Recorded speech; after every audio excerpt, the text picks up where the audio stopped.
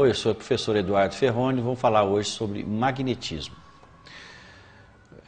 Nós conhecemos o nosso ímã, o chamado óxido de ferro, encontrado na cidade de Magnésia. Ele atraía materiais ferrosos, isso desde a época dos gregos, e se orientava para o norte. Daí criou-se a cultura ou estudo do magnetismo. O magnetismo é a propriedade de atrair partículas de materiais ferrosos. A atração é mais forte nos polos do que no meio. Como eles se orientam no sentido norte-sul, chamamos polo norte e polo sul. O polo norte da Terra e o polo sul da Terra. Só que magneticamente, como o polo norte da Terra atrai o norte de um ímã, sabe-se então que magneticamente o polo norte da Terra é o polo sul magnético da Terra. O polo norte geográfico equivale ao polo sul magnético e o polo sul geográfico equivale ao polo norte magnético. Os ímãs são construídos em várias formas. Nós podemos ímãs em barra, em forma de agulhas, tipo ferradura, anéis, depende da utilização. A propriedade de atração é maior nas extremidades, ou seja, nas pontas norte ou sul.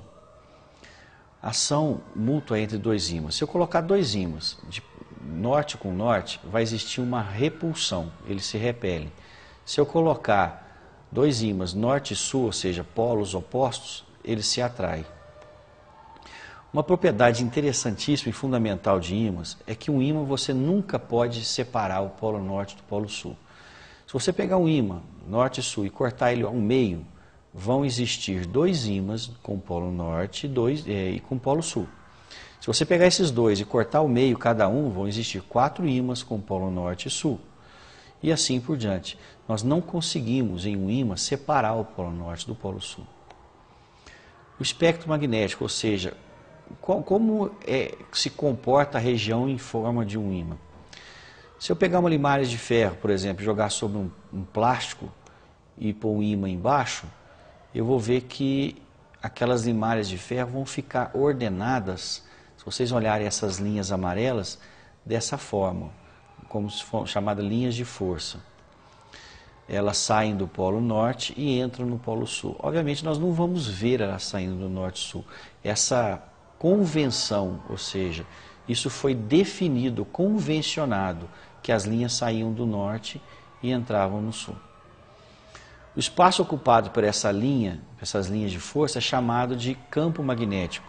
Campo magnético é aquela região do espaço em torno do ímã que existem as linhas de força. Nós não conseguimos enxergar isso, mas nós sabemos que existe, pois basta colocar um objeto ferromagnético, ele vai sofrer uma ação de uma força.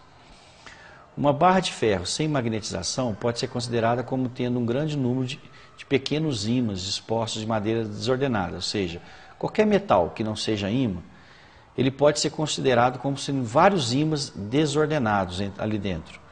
Se eu coloco um ímã próximo desse metal, eu vou ordenar esses pequenos ímãs e aí essa barra de ferro se comporta como se fosse um ímã.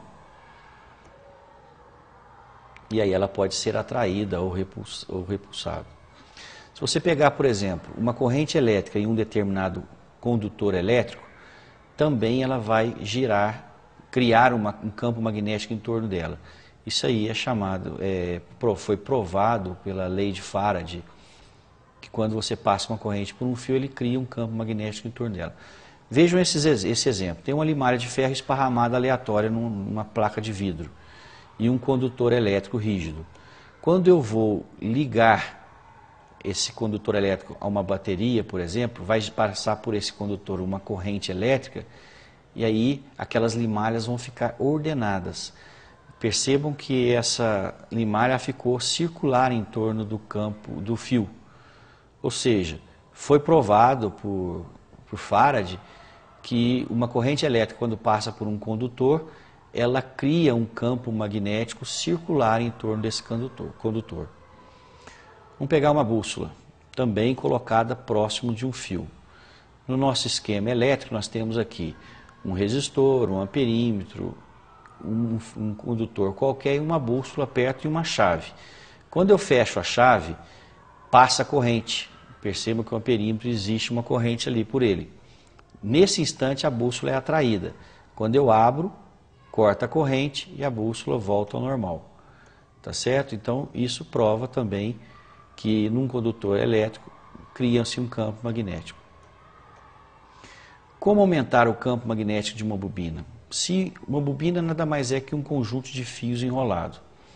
Se eu quero aumentar o campo magnético, eu vou lá e coloco um núcleo de ferro. Como eu disse, se o ferro é um material que possui pequenos ímãs dentro dele, se eu coloco esse campo magnético dentro de uma bobina, ou seja, um fio que passa corrente, que cria um campo magnético, eu vou potencializar esse campo magnético. Então o núcleo de ferro concentra as linhas de força do campo magnético, potencializando esse campo magnético. Então se eu tenho aqui, eu posso aumentar também. Se eu aumento a corrente elétrica, também eu aumento o campo magnético. E uma outra maneira de aumentar o campo magnético é aumentando o número de espiras. Então o campo magnético está diretamente relacionado ao material, ao número de espiras e ao valor da corrente elétrica. Vamos falar de polaridade do campo magnético.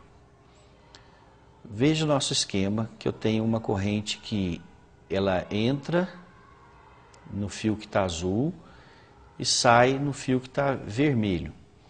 Existe uma regrinha simples, chamada regra da mão direita. Eu vou fazer o exemplo aqui, vocês vão visualizar a minha mão, que esse dedo é o sentido da corrente elétrica quando entra num condutor. E esses 4 dedos formam o sentido do campo magnético. Usando essa regra, eu sei qual é o sentido, conhecendo o sentido da corrente, qual vai ser o sentido do campo magnético. E ela só pode ser feita com a mão direita. Por isso é chamado de regra da mão direita. Veja no meu esquema, quando eu inverti o fio aqui, eu inverti a corrente na bobina, eu inverti o campo magnético. Vamos falar de eletroímã. Nosso esquema elétrico que vocês podem ver aí, eu tenho uma bobina com um núcleo de ferro, que inicialmente ele não está imantado, ou seja, não tem corrente elétrica, ele não está funcionando. Quando eu fecho a chave, percebam que vai passar corrente elétrica, ele vira um ímã, ele cria propriedades de um campo magnético e vira um ímã. Quando eu abro a corrente, ele deixa essa propriedade, ele perde essa propriedade. O mesmo campo magnético de um ímã possante podemos conseguir com um pequeno eletroímã, ou seja, eu posso controlar a corrente e fazer um eletroímã possante. Eu tenho lá um ímã grande, se vocês olharem no meu esquema, e um ímã pequeno com uma bobina em volta sobre ele. Se eu passo uma corrente com o sentido correto, mediante aos polos norte e sul desse ímã, eu vou potencializar esse meu ímã. Tá? Então eu controlo o campo elétrico, controlando a corrente.